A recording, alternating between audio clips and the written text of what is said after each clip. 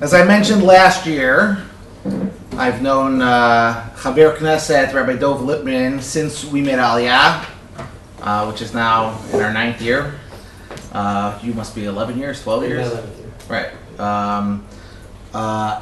He really, I was there at the launching of his political activism. We covered over the spray paint on the sidewalk together. We got confronted together. Baruch Hashem, we were at the ground level when things started in Beit Shemesh, and he would not allow bullying to happen. That's essentially what was going on. A bunch of people were bullying a community, and he said this is not going to happen. And because of that, because of his activism, because he refused to allow people to be treated poorly, it led to greater and greater involvement in more and more things, and he's now a member of the Knesset. He's doing a lot of good things, and he is someone who I know personally, and I know has a tremendous heart and a tremendous desire to do good for Klal Yisrael and for Am Yisrael. And one of the best things I can say about him is that it's really, really about doing what he believes is right for Am Yisrael. It's not about all the politics and all the other things. I've been there. I've seen him since day one, and it has always been about this can't go on, or this should go on, or it has to be this way because it's just what's right. So it's my pleasure to introduce him. He spoke last year, and we look forward to hearing from him many, many times. Mirza Hashem, he will continue to be a leader for all of Am Yisrael and Klal Yisrael, and within the government and everything else he does. In addition, which I'm sure are many, many things that we probably don't even hear about because he's that kind of guy. And I'm very, very happy to call him to address the yeshiva.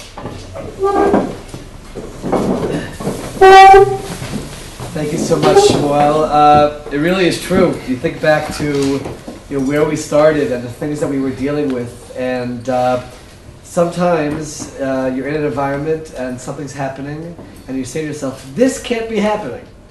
This can't happen." And Shmuel and myself and a few other people felt that way about some of the extremism in Beit Shemesh, and we did something about it. And sometimes ended up doing things that we never imagined that we'd be doing. And there was climbing up ladders to take down signs, and there was spray painting and things that we never would have imagined that we'd be involved with. But it was because we felt that it was the right thing to do at the time. And I've been very fortunate that HaKadosh Baruch Hu really sort of opened up doors for me to be able to do it on a much larger scale. I'll come back to all of that, and also would be welcome to answer any questions that you have about anything. We'll do that towards the end. For me, the return to a Beis Medrash is very important. I was a Rebbe for many years, both in America and here. And in my role in the Knesset, I find that it's lacking. It's hard. It's hard to make the adjustment to a life where you're not in a Beis Medrash all day. And thank God for my time every morning that I can sit and learn before I go to work. And I say thank God for Mincha. I never understood the value of Mincha until I started working. Thank God I work in a Jewish parliament, so 12:30, 1:30, and 2:30 I have my choices. And I can stop in the middle of the day and get refocused a little bit about what it's all about. So when I had the opportunity to come to a Beis Medrash and share some words of Torah, I'm certainly going to take advantage of that. But like I said before, I have no problem at the end also dealing with some of the issues in terms of the Knesset. So we have Hanukkah coming in a few weeks. And if I would ask all of you, what do you think about Yavan? What do you think about Greek culture? Right, the battle that we had against Yavan? Our answer would be it's negative, it's bad, it's evil. That's what we fought against. That's what everyone would assume. And there are various midrashim which certainly bring that point across. Just as an example, the very, very beginning of the Torah, when the Torah describes V'ha'aretz hayta tohu vavohu v'choshech al pnei tehom Right? The land was, the Mefarshim tried to explain what is tohu vavohu, what is this choshech, what is this tahom. But there's a midrash in Bereshit Rabbah which says the following. Reish Lakish patar begaliot. He explained this pasuk to be a reference to all of the exiles that the Jewish people would go to. Ve'ha'aretz haita tohu zegalut Bavel. Bohu zegalut Madai. Choshech zegalut Yavan. Zegalut Yavan shechshicha eineihem shel Yisrael b'gzeirotehem. Right? Where the Torah in the very second pasuk describes choshech, the Midrash says what we would expect it to say about Yavan. That is choshech. That is darkness. That is evil. A very similar midrash later on in the Torah when it describes the Brit Ben Tarim with Avram Avinu and Kadosh Baruch Hu. It says Vayihi Hashemesh lavo v'tardema nafla al Avram. Avram fell into this deep slumber. V'hinei ema chashecha gdola nofelas alav. This terrible fear and dark fear came upon him. Once again, Bereshit Rabbah, it says as follows: Nofelas alav zubava, gdola zumadai. And then again, chashecha zu Yavan. That's Yavan. And again, shechshicha eineihem shel Yisrael b'gzeiroteha. And again, it talks about the darkness of Yavan. And this is what we would assume, right? This culture which had no connection to God. It was all about putting man in the center. That we would say is Yavan. It seems to fit perfectly with our understanding of the Hanukkah story. However, you start looking through some other sources, and all of a sudden you find that it's not necessarily the case. As an example, the Mishnah says in Maseches Megillah, Ein bein svarim l'tefillin mezuzos, ela shesfarim nechtavim b'chol lashon. It says that the Sefer Torah can be written in any language, or tefillin mezuzos ein nechtavim el ashuris. Rabbi Shimon ben Gamliel omer af b'sfarim.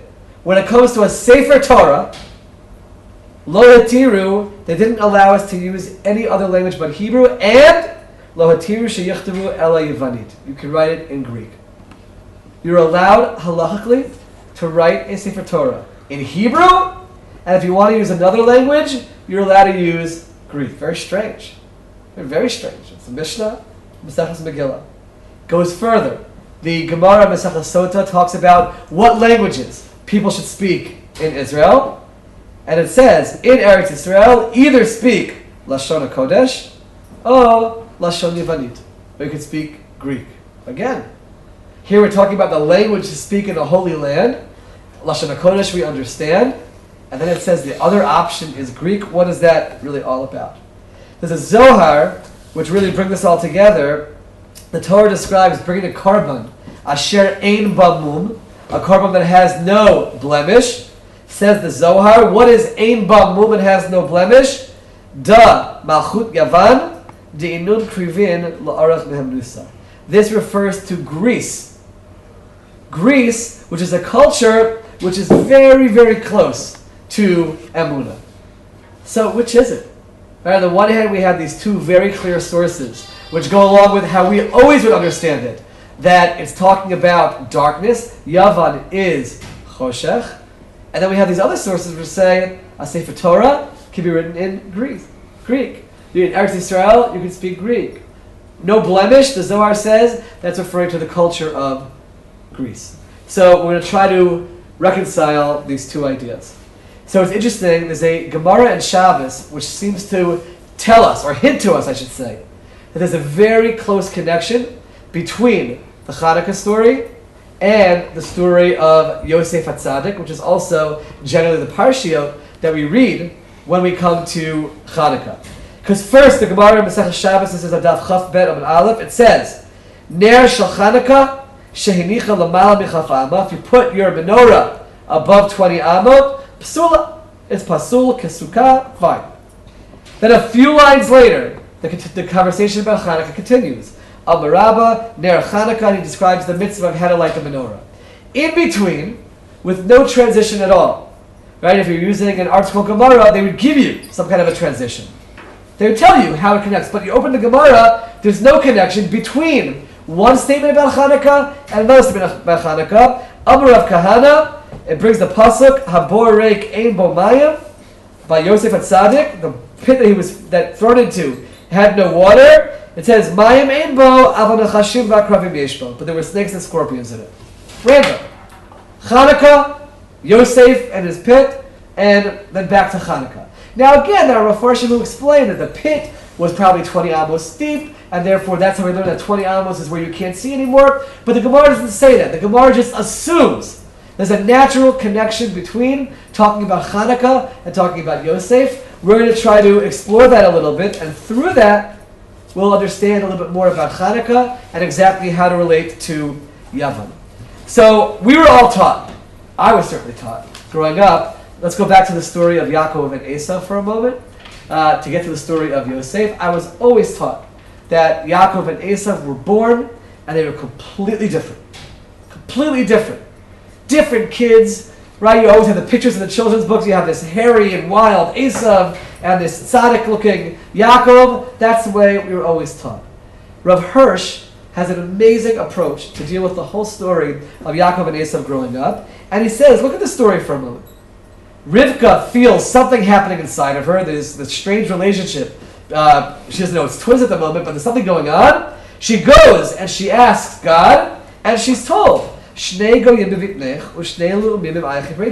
that she has twins. But they're very different. There's two different nations, two different destinies. That's what she's told, and they're fighting inside the womb. Comes the actual birth, though. Listen carefully. She gives birth.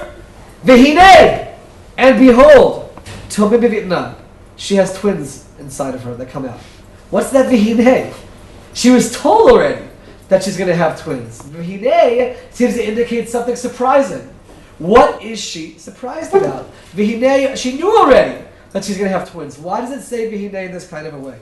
Rav Hirsch says her surprise was how similar these children were. She was told by God that the children are going to be opposites of each other, competing with each other all the time, and yet right over here, they were twins. They were similar to one another, and he explains how we deal with the reddish color of Esav, etc., but in terms of everything about them, she was shocked at how similar they were, and as a result, they were both brought up exactly the same way. Yitzchak and Rivka raised Yaakov and Esav in exactly the same way because they saw two children in front of them who looked completely similar. And then, all of a sudden we have, in Perek Chavhei, Pasach of Zayin, Vayigdalu HaNe'arim. They grew up. Vayihi Esav, Ish Yodei Etzayin, Ish Sadeh. Esav was this boy who had this inclination, certainly towards the hunting and being in the field. And Yaakov is Ish Tam Yoshev Ohalim. He's the one who sits and is involved in spirituality. Says Rav Hirsch. I'm just going to read the translation because sometimes you don't want to misquote. He's saying something very delicate here about Yitzchak and Rivka.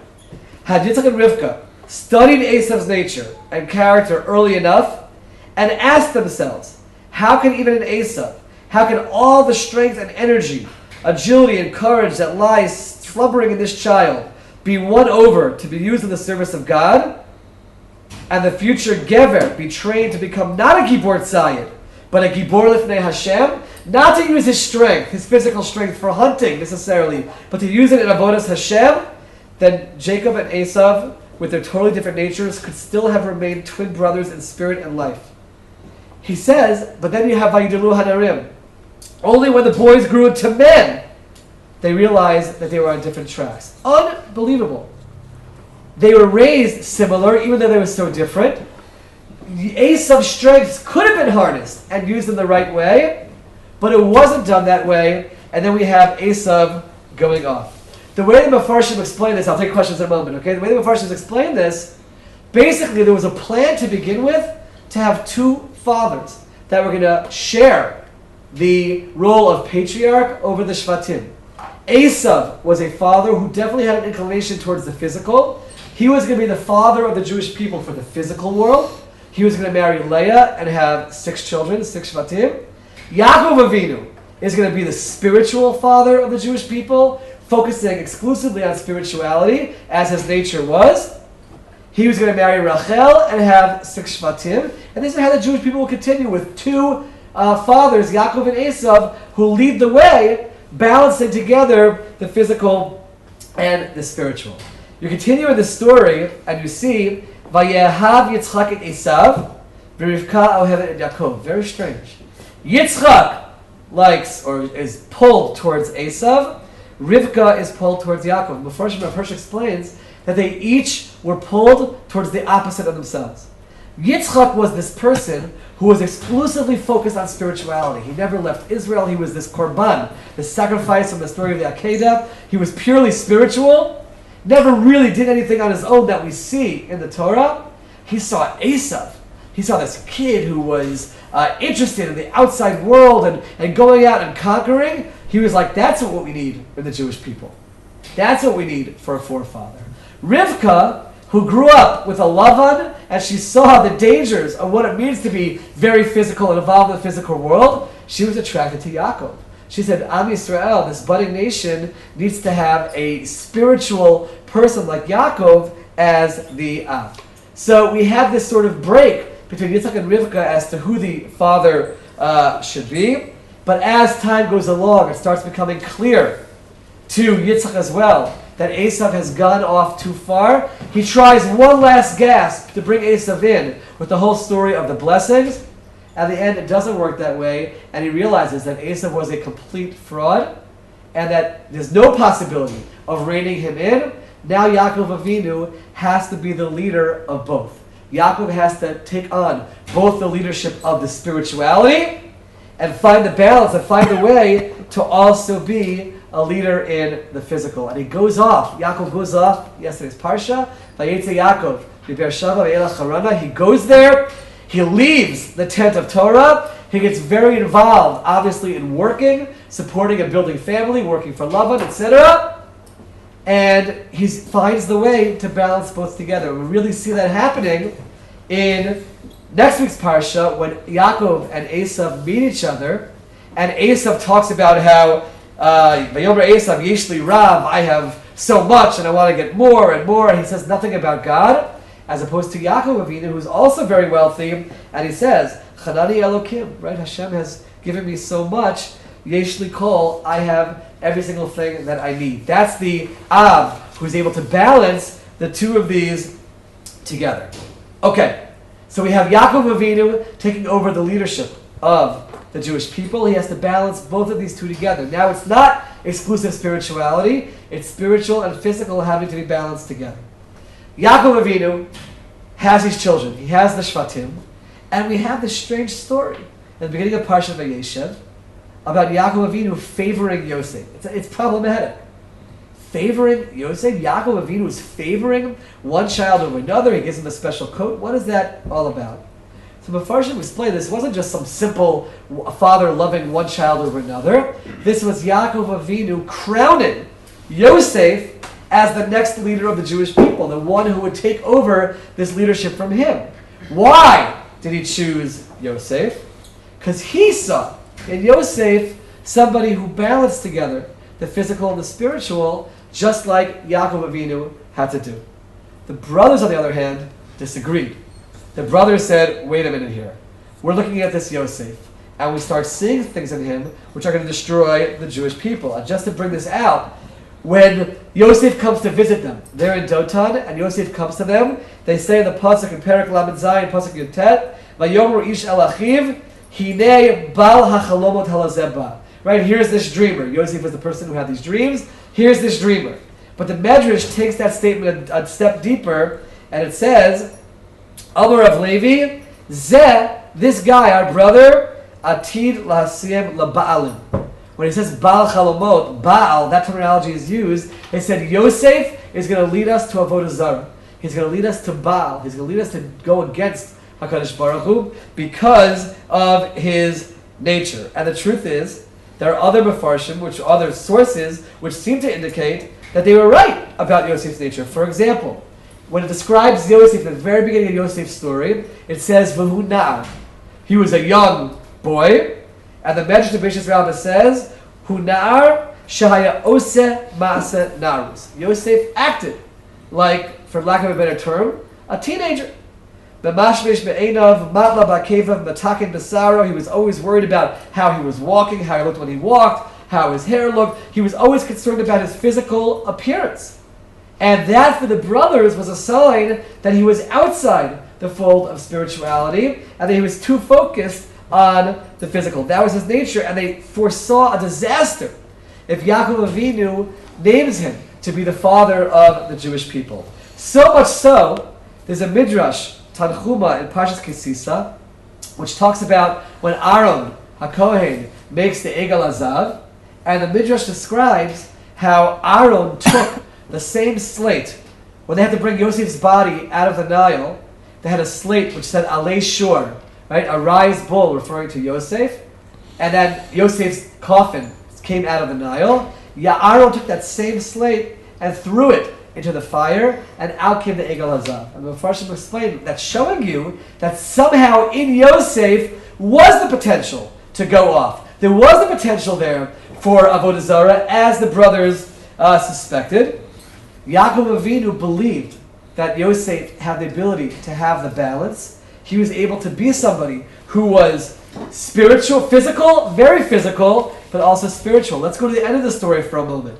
Yosef goes down to Mitzrayim. He's the leader of Mitzrayim. The brothers all of a sudden see him, and he reveals himself to them in Parshat Vayigash, and they're stunned when he says, Ani Yosef ha'od avichai.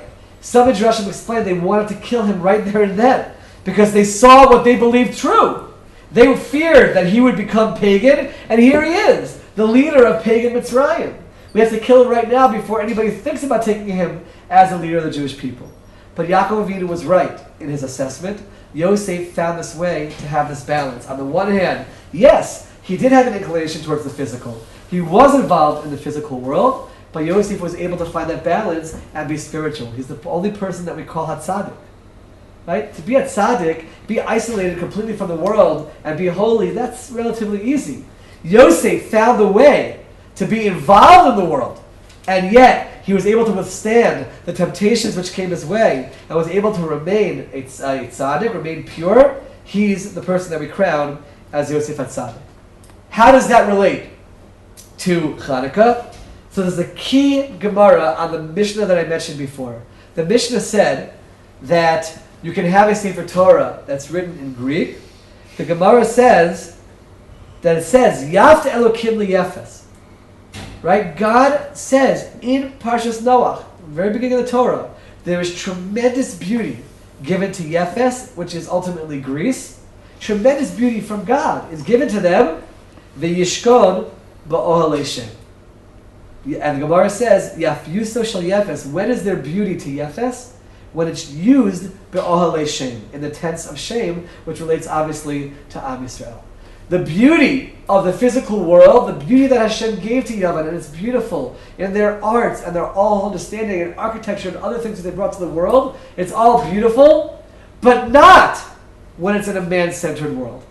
When it's in a man-centered world, then it's choshech, those first two midrashim. It's darkness. It's not something which we can connect to at all. But when you bring it into the tense of shame, then all of a sudden you can use it for a Sefer Torah. Then all of a sudden you can speak it in Eretz Yisrael. Then all of a sudden, as the Zohar said, it's very, very close to Emunah. It's the highest level. That's Yavam. I saw it beautifully pointed out that we have this word Tzion, right? This Tzion that we all strive for. That's the goal, this Tzion. Tzion is a combination of a tzaddik plus Yavan. Tzadi, Yud, Vav, Nun. Right? You take a tzaddik, you add it to Yavan. Yavan on its own is darkness. But bring Yavan and you merge it together with tzaddik. That's Tzion. That's the ultimate goal that we strive for. That is the battle of Chanukah. The battle of Chanukah is not black and white. Yavan is bad. We have it right. We have the light. The battle of Chanukah is how to use that which Yavan brought to the world, all the beauty of Yavan, and even, yes, an inclination towards the physical world, and rein it into a spiritual world, and bring it into the realm of the beauty that we can bring to the world with Torah. And that's why, on Chanukah, it's the only time that we have this concept fixed into halacha of mahadrin min ha-mahadrin. Right? That we do the most beautiful of the most beautiful, the best way to do it, to light the menorah. Right? Where does that come from? Because all of Hanukkah is about Hidur mitzvah. You try to have a beautiful menorah. And you take that menorah, which is physical, spiritual, connected to it by lighting the menorah. You put it out there towards the darkness of the world. And we say, if you use that physical in the context of a mitzvah, that's how you light up the world. That's how you bring this combination of spiritual and physical together. And that's the celebration of Hanukkah. The celebration of Hanukkah is not of our approach versus their approach. It's the celebration of our recognition that we can do both together. This challenge of trying to find a balance between the spiritual and the physical world, which, by the way, is the challenge. It's the challenge. Hashem put us here in a very physical world where we have physical drives and physical interests. And the whole notion is to find a way to find that balance. Yes, go out and earn a living. It's actually a requirement according to the Gemara in Kiddushin. You're chayav to teach your son a trade, right? Kol Torah she'eni baderech eretz. It's God. You're obligated to do that. Shishet yamim ta'avod. But you have to have it based on spiritual. And I would even say the spiritual on a certain level has to come first to make sure that you're able to find the balance between the two. And that is ultimately what the story of Hanukkah is all about. And that's why we have this link between Yosef and Hanukkah. Because Yosef HaTzadik shows us how to have that balance. Yeah, I was once at an event, and it really caught my mind. There was an event, I won't go into where it was and when it was, but Rabbanim got up one after another, and they were screaming about the internet and how horrible it is. And every single thing they said, they're big Rabbanim, I certainly agree with what they said about the dangers of the internet. But they were essentially saying that it's something which we have to sort of get rid of. Behind them was this big banner for www.dafyomi.net or .com that sponsored this event. And I was watching them standing up there saying about how bad it is, but behind them is the most beautiful use of the internet. The people all over the world can connect and tap into Daf Yomi through the internet. So we have to sometimes be very careful. It's not always black and white. The challenge is to try to get through that gray and say, I'm not going to say that it's treif. I'm not going to say that. But rather, I'm going to try to find a way to bring it in. This morning, I spoke at a high school in Beit Shemesh. And I spoke about something I couldn't imagine I was speaking about it, but I thought about it right before I got up there. And hopefully you guys are focused on your learning and you don't even know what I'm talking about, but I have a suspicion maybe you do. I asked the boys if they have any idea who this guy named Odell Beckham is. And they all raised their hands. Okay? You guys don't know, that's fine. Odell Beckham, some guys do, okay. Odell Beckham is a wide receiver who last Sunday night made perhaps the best catch in football history. And why did I bring it up this morning? I brought it up this morning because somebody showed me another video of this guy practicing these kinds of catches all the time. And I spoke about it in this yeshiva this morning to say, let's learn from that, right? I'm not going to stand up here and say, don't spend your time with football, don't bother with that. No, let's watch it, enjoy it, but then take something from it. And there's an amazing mussar to take from that story about what happens when you put your mind towards something all the time and the moment comes and you're able to do it in real time in a game. And I talked about how they have to prepare themselves for the challenges that come in life. Right? Practice, practice, practice. Always have that in your mind so when the challenges do come your way, you'll be able to make the most of it. This is the idea of taking what's out there in the world, whether it's sports, whether it's the all the ingenuity that Greece brought to the world, and use it within a framework of spirituality, and to try to find the balance between the two. That is ultimately the goal. That is what we celebrate on Chanukah. When we're lahodus lahalel to Hashem, it's also, you know what, you put me in a world where I have both physical and spiritual. I'm able to use the physical, reach the highest levels. To be just spiritual, that's relatively easy. To just pull yourself away from the world and not be involved with it at all. Hashem could have put us right into a spiritual world. But Davka, the challenge of being in a physical world, which, by the way, according to many Mefarshim, that's why Adam HaRishon made the calculation to sin, because he thought it would be much better for man to be in a very physical world and elevate himself and reach even greater heights than he could when he was just put in Gan Eden. Because that's ultimately the challenge, that's the challenge that we have. That is very much what we are working for. I feel that I'm certainly working for in terms of the Torah world in the land of Israel as well. To try to find a way that even in Eretz Yisrael, you have the balance between the two. That on the one hand, of course, you focus on Ruchnius, you focus on learning what you guys do here all day. On the other hand, to always remember that we're part of a broader world. And to actually use the Torah that we have to elevate the world around us and to even make it more spiritual. I'll never forget, Rabbi Heinemann in Baltimore once talked about controversy that came his way when he decided to give, I'm sorry for going back to sports, when he decided to give hashkacha for a catering service for a kosher hot dog stand in Camden Yards in Baltimore. Right, he was the first one to have it, now many stadiums have it. And he said, I don't understand the controversy. Right? From people, religious people, going to baseball games. And you're allowed to enjoy your life. You're allowed to go and take a few hours and relieve yourself from the tensions and get entertained for a little bit. You're allowed to do that. Why not give people the opportunity while they're there to eat kosher food? You have davening time is there so people can have minyan. Why not take that situation and turn it into something which can be spiritual as well? I'll never forget a great moment. My son and I learned Shas Mishnayos for his bar mitzvah.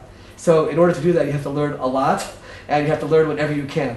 So we went to a Maccabi Tel Aviv basketball game one time, and we brought our Mishnayos with us. And we were learning during a timeout. It was the end of the game. It was like this really tense game. And you have all these people. There's a guy sitting next to my son the whole time, a guy with tattoos and a mustache, not a mustache, a ponytail.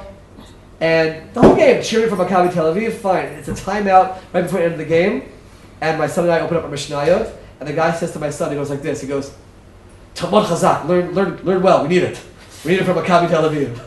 And I thought about it afterwards, and it was an amazing moment. Right? It was just an amazing moment to be sitting there and learning there, and then all of a sudden this person that we don't know, a secular person, sort of joined in and recognized that we were learning. But just an idea that you don't have to separate between the two.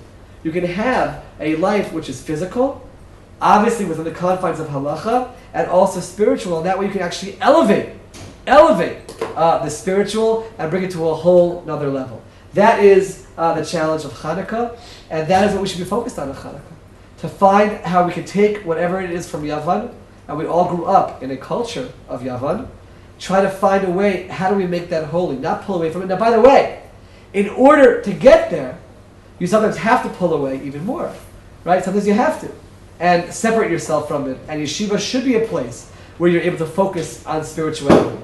But to always remember that the goal at the end is to be able to find a way to bring the two together. I, by the way, believe that in Israel, if that is the model which broader Israel will see, if broader Israel will see Talmidei Chachamim, graduates from the yeshiva world, who are doctors and lawyers and accountants and high-tech entrepreneurs and generals in the army, it's going to have an unbelievable effect on all of Israel. Because people, especially in secular Israel, don't realize that you can balance the two. People think it's this one or the other, because that's what's been presented to them. The moment they see that's not the case, there's no doubt that people will open themselves up far more to their Judaism and to spirituality in general. And that's the way that we can have a tremendous hashpah on Israel. And that's also a large part of what we're trying to do. You know, I mentioned before that I work in the parliament and I need mincha to be spiritual. There's a lot of things that we do in the Knesset which are spiritual, which are working towards this goal. I'm blessed to head a task force in the Knesset to help Charedim get to work. We get, in our various projects that we've started, an average of 500 resumes a month. 500 resumes a month from young men who until now have been supported, and not very well, and live in tremendous poverty, and now all of a sudden they're given opportunity by employers who want to have Charedim. They say they want to have Charedim work in their firms and they'll help accommodate the needs that they have. They have spiritual needs to make sure that this can happen. And now we're helping them get out there and be there. And CEOs are telling us about unbelievable things they were afraid to begin with, to bring Charedim into the workplace that's going to cause tension and problems between the Chilonim and the Charedim. And the opposite happens for the most part.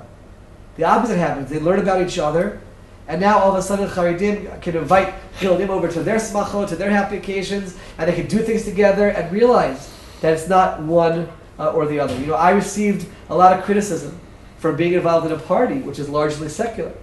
and headed by Finance Minister Yair Lapid, who's secular in his lifestyle. But amazing things happen when we join together. As an example, this past Purim in Beit Shemesh, I had Finance Minister Yair Lapid and our party over for our Purim Suda. Something which never would have happened if we say it's us against them.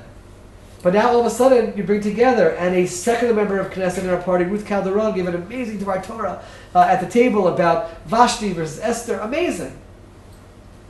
This is ultimately our challenge, is to say we will work together, we will try to bridge those gaps and show that you can combine together the physical and the spiritual. And this is basically my focus in every single issue, even issues that are halachic in nature that come up. And we can talk about that in the questions and answers a little bit, but things come up to try to find that balance. And on the one hand, of course, we want to observe halacha, but also find a way that we can show that it's not about one way or another way. There are many approaches to dealing with things, and try to open the doors that many people can find their balance between the physical and the spiritual. So hopefully, as we approach Hanukkah, all of you can think about this idea, Yosef HaTzadik as the model. A person who was able to be king of pagan Egypt, or the leader of pagan Egypt, but yet maintained his spirituality, learning from his father Yaakov Avinu, who had to take both because Esav wasn't able to do it. Too physical, too involved in that world, you'll be gone. And that's what happened to Esav. But if you find that way to be balanced, starting off with the spiritual, and then bringing in the physical, that's the ultimate balance. That's the Hanukkah balance that we're talking about. That's Tzion, this idea that we strive for, of the tzaddik together with Yavan, which is the ultimate beauty that comes together. The Yaf Elokim Yefes V'Yishkon Ba'alei Shem. So hopefully as we approach Hanukkah, all of you can think about that and where you are in that spectrum. Right? How are we doing in terms of balancing these two together? How are we doing in terms of preparing ourselves for a future where we balance those two together? Because that seems to be ultimately what HaKadosh Baruch Hu truly wants from us. So thank you so much for listening, and I'll be happy to answer any questions that you have, either about the shiur or about anything broader. Yeah? Can you talk about whether what defines your party, like what basic, some of the basic things they hold? And Absolutely. So the party, first of all, it's called Yesh Atid, which means there is a future. It was started by Finance Minister Yair Lapid. To give you a sense of the tone of the party, though, Yair, who's secular in his lifestyle, reached out and named as the number 2 in his party. Okay, you have a list for Knesset in Israel. That's how it works. You don't run individually for parliament. As his number 2, he reached out and named a religious Zionist rabbi named Rabbi Shai Peron to be the number 2. He's now the education minister. Both of them received, tremendous flack for that. Right, Yair in the secular press, right, reaching out, a religious rabbi, Yair Lapid, right, and Rabbi Shai Peron in the religious press. How can you possibly go with Yair Lapid? And the two of them, their answer was, people said, isn't that hard? Isn't it challenging? Yeah, it's challenging. But our idea was that the biggest challenge in our time is to break down barriers and work together. Naturally, if we followed the course of Israeli politics, I would be in one party, Yair Lapid would be in another party, and we'd fight against each other. When I sat with Yair the first time, he said to me at the end of the conversation, he said, it's amazing. We come from different worlds, different planets, completely. We agree about 80% of the issues. We agree, and I'll tell you some of those in a moment. On 20% we disagree, and in some cases very strongly. Yair said, let's work together on the 80%, against the grain of what happens in Israeli politics. Let's work together, and on the 20%, let's sit around the table together and work out compromise and find understanding. And in the end, he said, the country won't look 100% the way he wants it to look, or may want it to look. It won't look 100% the way I may want it to look, but we'll find a way to get along with each other here. And that's really the message. So we ran the elections on a few basic platforms, just to answer your question specifically. One related to the Haredi community, a law that, with great sensitivity, brings people who aren't learning Torah day and night into service, either in army service or national service. Obviously, people who are learning it's a unique select few every generation. Of course, they continue learning. That's number one, and that law was passed, and the goals for the first year were already met in the Army. I have no doubt will continue that way. That's number one. Certainly, we talked about getting general education into the Haredi system, which, by the way, Rabbi Yosef's daughter, a week after the inauguration to the Knesset, she was in a meeting where she said to me, that's the number one thing you have to do. is get basic math and English into the Haredi schools, because when these guys get older and they want to start working, they have no tools at all. And they can't even catch up to be able to get a job. So do that. So that's something which we did also. We took away funding, not fully, but we took away significant funding to schools that don't have it and promised full funding to schools that do. 42 Haredi schools opened this year. Haredi yeshiva opened this year with general studies because of that policy. And certainly shifting budgets from simply supporting guys who are sitting and learning and shifting it to help train them to find work and get to the workforce. That was a major part of the platform, which I certainly want to be involved with. We also talked about an overhaul in education altogether, and that's something which the education minister is doing. We talked about changing the electoral reform, which is basically smaller government. Israel is notorious for having huge numbers of ministers, just for pretty much wasted positions. So we passed a law, no more than 18 ministers, no ministers without portfolios. Every minister has to have a real job. And also to raise the threshold to get into the Knesset. There are a lot of small parties that try to get into the Knesset because all you needed was 2% of the vote to get in. Our party's platform is to raise it to 6%, and we had to compromise on a law that's 3.25%. Those are things that we've already done. Obviously, we talked about also the economy and trying to find a way to lower prices. It's not an easy thing to do in Israel. We also came into office and found a 40 billion shekel deficit, so we have to make cuts all across the board to be able to bring that back to a balanced budget. And now we're working very hard on a budget which will hopefully bring down the cost of living for people in Israel. And the last point I would say is religion and state. To actually confront the issues of religion and state. What does it mean to be a Jewish state? How do you balance Jewish and democratic state? And that's a lot of the issues that I'm involved with. I just had a law pass its first reading related to agunot in Israel. And we have the power as a government to do a lot to force men to give their wives a get. We did that with a conversion policy that we just changed. I'm going to be stepping up on Wednesday to the Knesset podium and talking about an issue regarding conversion of women. And that's kind of blown up lately, and the involvement of men in terms of the tevilah of the women. We have to confront issues of marriage in Israel, where secular people are forced to get married in a religious ceremony, which creates all kinds of halachic problems actually from our side, and obviously pushes them far away. So those are issues that we also said that we want to try to deal with, and like I said, try to find a balance between the secular population and the religious population. That's sort of the overview of the issues that we've dealt with. Yeah. You said that Yosef had the perfect balance of both. Did the Avos also have that perfect balance? Just wanted to know why Yosef was that person, if the Avos are the Avos. Sure. The way the Mefarshim tend to talk about it in general is that Avraham Avinu was sort of the, not obviously to the degree of Asa, but he was sort of out there in terms of chesed and focusing sort of on getting people around him to become more part of this developing movement. Yitzchak was sort of very much to himself and not very much out there. And then Yaakov is called Tiferet because he brings the two of them together. And Yaakov was able to find that. We don't really see amongst Abraham and Yitzchak how much they had that balance at all. We just know that Yaakov, because there was always this plan to work towards this Yaakov and Esau relationship. So it's almost like Abraham had one dimension, Yitzchak had another, maybe the two sons would take both. But the moment Yaakov had to take it on himself, and for Yaakov it wasn't simple, okay? To be the Ish Tam Yoshevo Halim, and then all of a sudden you have to go out and the Midrashim talk about how he was when he was a loved ones, and he would learn all kinds of hours and try to find this balance, right? And he comes back and he says, Taryag Mitzvah Shemati, I still was able to keep to the spirituality while I was there. But there's something that Yaakov also saw in Yosef. A lot of that comes from Rachel's input as well, for sure, which somehow found that balance. He was a Yefei Torah, Yefei Mara. He had this stronger inclination towards the physical world, certainly than Yaakov had, or that we saw in Avram and Yitzchak, but yet he was able to use it within the framework of spirituality, and that seems to be the highest level that a person can achieve. Well, why not Yaakov? Why not Yaakov Atzadik? Why not call it Yaakov Atzadik? Yaakov also had that balance. I don't think that Yaakov was put in the situations. Meaning, Yosef is able to be called Hatzadik because of what he went through. Right here, he is so many years removed from his family in pagan Egypt, and all the challenges that we know happened, including in the Pesukim and the Midrashim, and yet he emerged unscathed. That's the tzaddik. Doesn't mean that we put ourselves in a position where we even say to Hashem, "Don't test me."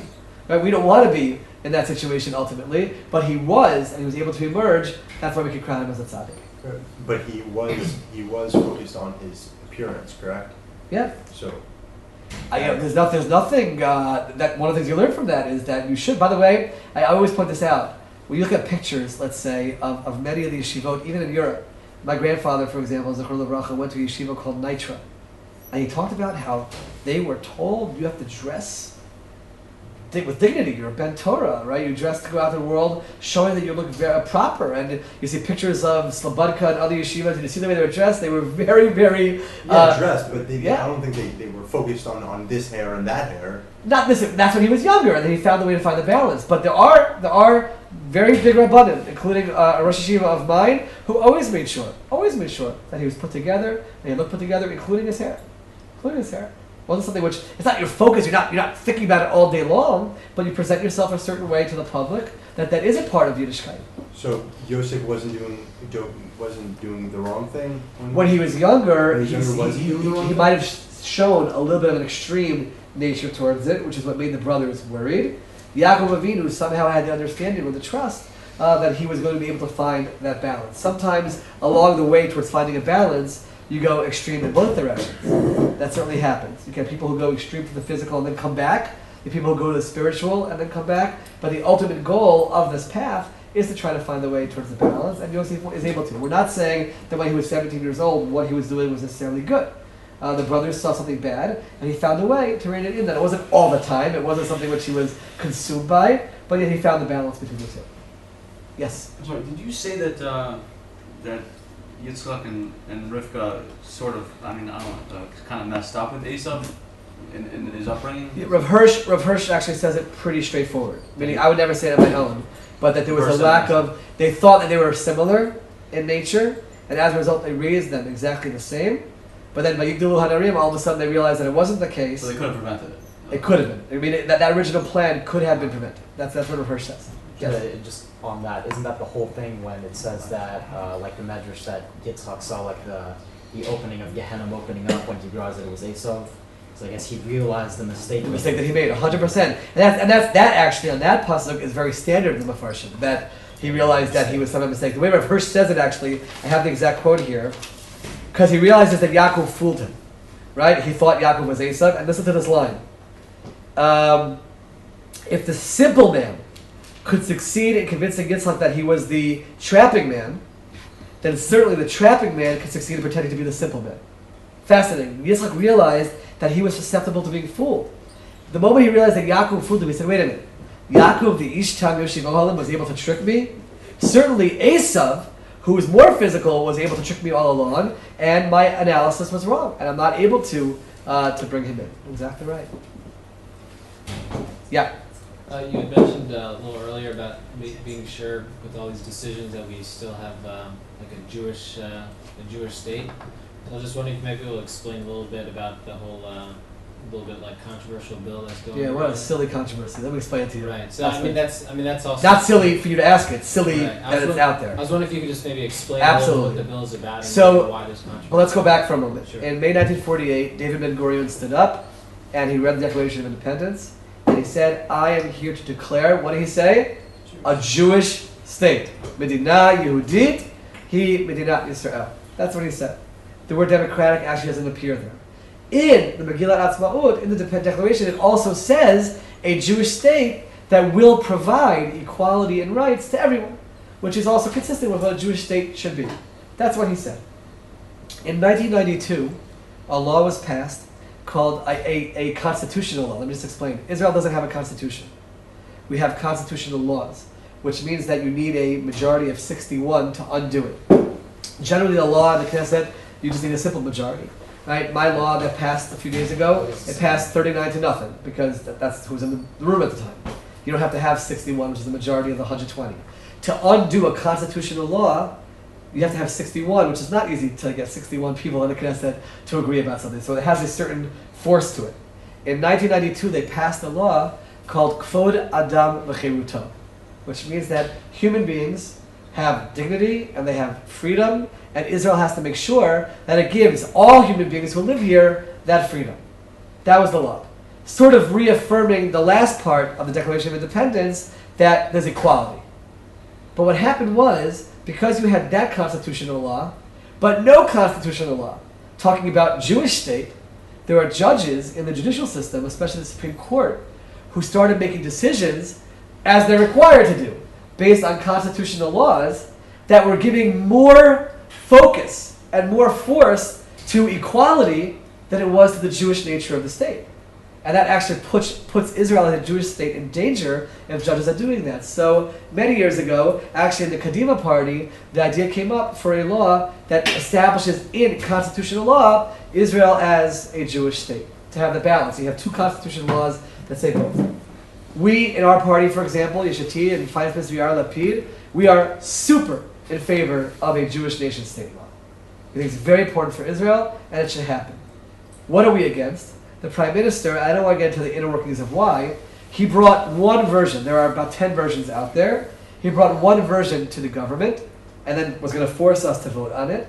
And that was a version which doesn't reinforce the equality at all. And in black and white letters, it downgrades the level of Arabic in Israel. In Israel, when the state was founded, the government decided, especially because we had significant numbers of Arabs living in Israel, that there are two official languages in Israel. One is Hebrew and one is Arabic. If I want to speak English in the Knesset plenum, I can't. I'm not allowed to. It's not an official language. But an Arab member of Knesset is allowed to get up and speak in Arabic. If he wants to, it's an official language in Israel. This bill from member of Knesset Zev Elkin downgrades Arabic to a lower level in Israel. We're against that. We're against that. We're especially against that in the current time and climate that we're living in, where there's a tremendous tension between the Jewish population and the Arab population in Israel. I'm not talking about the Palestinians, in Israel. And in general, we're against anything which makes it seem like non-Jews in Israel are somehow not going to be equal level citizens. Especially, you think to yourself, we're on the heels now of a tragedy a few weeks ago, right, where a Druze soldier, not Jew, without hesitation, starts firing on terrorists in a shul in Har Nof and gets killed in the process. And I went up to his village to be part of the mourning there. Right? They are proud citizens of Israel. Right? We should now send them a message. Oh, by the way, even though you're willing to die for us, you're now sort of not equal anymore. And that's what that bill indicated. There are probably 8 or 9 other versions which don't do that, which say we're a Jewish state, would force the judges to take that into account, but reinforce in the law that there's equality for non-Jewish. So that's what we support. The Prime Minister said today already that he already backtracked and said he's going to bring his version, we'll support it, we'll vote for it, and there won't be any controversy. I will tell you that, just so you can understand the damage that law would have done if it passed, 2 levels. One level is international community in general, which doesn't always have to be part of the account, but here it does.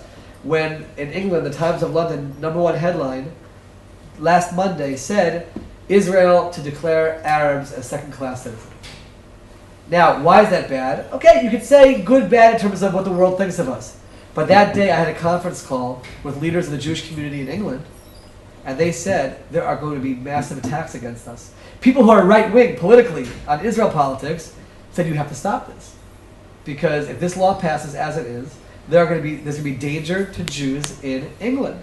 I had a meeting in the Knesset that same day with leaders of the French community, again, some of them right-wing politically, on the Palestinian issue, and they said, you've got to stop this law from passing, because it's going to be disastrous for the Jews of France. And you know what? We as a state and a government have to take that into account. Of course, I'd love everybody to pick up and move to Israel. And of course, we can never give up on our security or anything else because of what happens outside of Israel.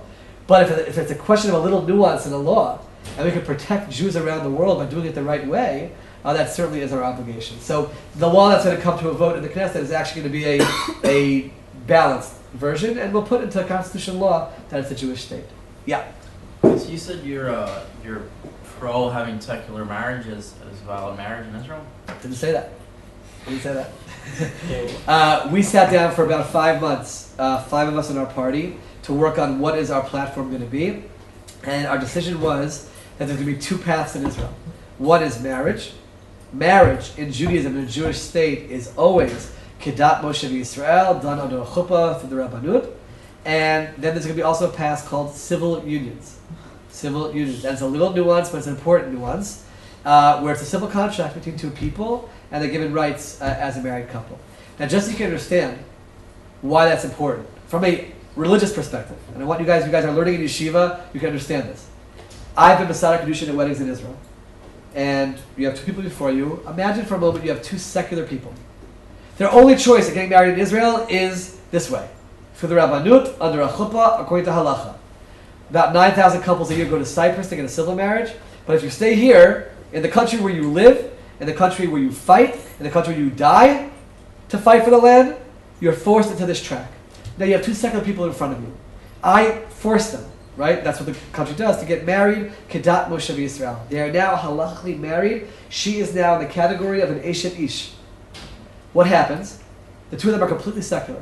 They have no interest in a religious lifestyle at all. A certain time comes, unfortunately, too high of a percentage, they decide to separate from each other. Do you think they bother going to the Rabbanut to get a divorce? They don't. They don't even bother with it. They separate from each other. They find new partners. They have children from those partners. Wow. She is an Eshet Ish. And now we've created, you said it, we've created Mamzerut in Am Yisrael, in Medinat Yisrael. So much so, brace yourselves for this, I talked to a guy in Shas about it, and he told me, oh yeah, Rabbi Vadi Yosef Zatzal used to tell us that if we are standing there at a wedding, and we assess that these two people are not going to live anything halachic, and the scenario that I just said could play out, Rabbi Vadi Yosef told them to make sure that the witnesses under the chuppah were pasul. Think about that for a moment. Rabbi Vadi Yosef instituted civil marriage in Israel. For a very good reason. But that was civil marriage. He took two people, they're married, but not halachically, in Israel. So what we're trying to do is not just something to accommodate people who are secular, but it's also, even from the religious side, it's the right thing to do, because forcing people to get married religiously is something which, from a halachic perspective, just doesn't work. Also, is the issue of who is a Jew, is that what right now that's still a Who is a Jew? Not so much. Conversion is an issue. I'm saying conversion. Yeah, let me just give you the quick background for that. In the 1990s, the Soviet Union, right, fell, and close to 1 million people came to Israel under the law of return. The law of return in Israel, for better or for worse, we can argue why, and I'm not here to support it or go against it. It's reality. Says that you can move to Israel and get automatic citizenship if your mother is Jewish, which means that you're Jewish, or if you have a Jewish father or a Jewish grandfather. So amongst the close to 1 million Russians who came, there are a few 100,000. There's an argument about exact number. Let's just say 250,000 that are not Jewish, halachically. They're not Jewish. They have a Jewish father, a Jewish grandfather. They're not Jewish. They're living here. They have Jewish names, Hebrew names. They're speaking Hebrew. They serve in the army. They go to universities. They can meet our children. And many of them just assume that they're Jewish, and no one even asks any questions about it. But they're halachically not Jewish. To ask them to be observing all Taryag mitzvot, to convert, it's not going to happen. It's not going to happen. That's not where they are in their lives. So the question is there any basis to allow them to convert without having to be keeping all of the mitzvot? And the answer to that question, from an orthodox halachic perspective, is an absolute yes. There's a category in halacha which I never knew about called Zera Yisrael. Zera Yisrael means you're not a non-Jew coming out of nowhere to become part of the Jewish people, but you're from Jewish descent. Okay? And these people, their father or grandfather was Jewish. I often think to myself, if my great-great-grandfather didn't leave Russia in the late 19th century, I'd be them. I'd be them, right? No fault of their own. They became assimilated in Russia, and there's a Jewish father, a Jewish grandfather, but not a Jewish mother. The halacha says, of course they have to go through a process. It's not just come and convert, but the requirement in terms of what they have to be doing in practice is less than you would for a person coming from nowhere. Just to give you an example, one of the Rishonim, the Tosas Rid, first of all, says that people who come from Zera Yisrael have Kedushat Yisrael in them. That's first of all. It's not a non-Jew coming from nowhere. They have Kedushat Yisrael inside of them. And the Rishonim said, the Rashbat says that, we're not saying this. He says they don't even have to go to mikvah, and they don't have to do any Kabbalah mitzvah at all because their ancestors already did that at some point down the line. We're not saying that. right? But the idea of that there's a framework where you can be lenient, it's important to know that that exists. So when you have a situation where we're facing massive intermarriage in Israel, massive, because they're going to all marry each other, there's a time when you have to stand up and say, allow those conversions to happen. Now, we're Knesset, we're a parliament. We don't decide halacha. We don't pass laws that decide halacha. We're in this conversion policy that a few weeks ago. We said that conversion is having to be under the auspices of only the chief rabbi, which doesn't allow any of these more lenient conversions. It should be the way it always was at Am Yisrael, that people, rabbanim on a local level, can set up a conversion court. On a local level, set up a conversion court, reach out, bring the Russians in, bring them through a process, and get them to convert. Now, a lot of people say, oh my gosh, there's going to be reform conversions and conservative conversions. And so let me tell you what the law says. The law says that the person who puts together this conversion court has to have smicha from the chief rabbinate, number one, and somebody on that court has to have been a Rosh Yeshiva in a Haredi or Dati Leumi yeshiva for at least 10 years. That's in the decision. To make sure that it's going to be done halachically. It's just to give more access to people and to enable us to bring more people into Am Yisrael who want to bring Am Yisrael and according to halacha. Now let's remember, throughout our history there was always controversy about conversion. Shammai versus Hillel. Right? Shammai was obviously more machmir, Hillel was very makil. When Hillel did a conversion, Shammai accepted those conversions. There's no such thing as I won't accept your conversion. There is, I don't want to do that. That's everybody's right. You can decide I don't want to do it. I want to be more machmir. Everybody can do that. But to say, I won't accept the conversion that was done according to halacha, a mekel halacha, but within halacha, that's something which doesn't exist. And therefore we're confident that we will hopefully be able to enable many of these Russians to come and convert, become part of Am Yisrael, and hopefully avoid the intermarriage problem down the line. Yeah. Two questions. One is about the Jewish, what we were talking about before. What are the planned practical ramifications of this bill, assuming it gets passed? Zero. That's the crazy part about it. It's a bill which means nothing in practice at all, other than that we're putting into constitutional law that it's a Jewish state, so that if any issues someday come to the courts, they won't base their decisions solely on the human rights element, but they'll keep into account the Jewish state element. An example, I'm just going to throw one out there. An example could be the people who come running from Africa into Israel, not because they want to live in a Jewish state, but because they're either running away from conflict or looking for work. So there, you have to balance. On the one hand, there's human rights, and we as Jews have to be very careful about that. On the other hand, we want to preserve Israel as a Jewish state, so you have to be careful about what the policy is. That's just an example, which I could think of. But the law itself doesn't deal with anything in practice. Okay. And another question, we touched a little bit about how foreign countries use certain Israel policies. So to what extent does, if we think, and again, I can't say that I know the political scheme, but when it seems as though President Obama says something that seems at surface to be very hypocritical, talking, just to throw an example out there, civilian deaths, meanwhile they're bombing ISIS and God knows how many civilians are dying there. So to what extent does Israel's parliament measure what Obama says or any foreign nation versus how truthful it seems to be? I want you to listen very carefully to what I say now. As a Israeli parliament member, we are thankful for the relationship that we have with the United States. We are filled with gratitude that there's a country that stands up in the UN every single time and vetoes countless measures that would really be damaging to Israel. There's always going to be disagreements between two countries, and there are disagreements here also, but we don't make decisions, I wouldn't say security decisions based on what America will say or won't say. We decide our security based on what we need to do, but we always, always, always have to keep into account that relationship. Let's remember that just a few months ago, America okayed another 2 batteries of Iron Dome for Israel. Think about this for a moment. I always ask myself, I'm a non-Jew living in, Omaha, Nebraska. What do I think about my tax dollars going to pay for a missile shield to protect the people of Israel? And yet America does it. And we have to be filled with gratitude towards that. And yes, be careful about the relationship, but of course, never put our security at risk. And that's the balance that Israel always has to find. And I don't believe in criticizing America publicly. I believe that's a mistake. Again, there are disagreements, and there's a time and place to express those disagreements, but certainly not in the public sphere on both sides. I'm talking to both sides about that, and hopefully we'll be able to improve that level of the relationship, which is largely personal and not really on a state level. But does there come a point where, let's say you say, okay, I hear what you're saying, Obama, but you just don't get it? Does that ever... Is it possible that that's said in private meetings? Yes. But I would never stand up here. And Yeah, I but would I'm never saying just say, in terms of enacting laws or deciding what to do in military. In the room that's deciding military decisions, they're not deciding it based on that at all. What do we have to do to save lives of people in Israel? And that I can guarantee you. All right, last question.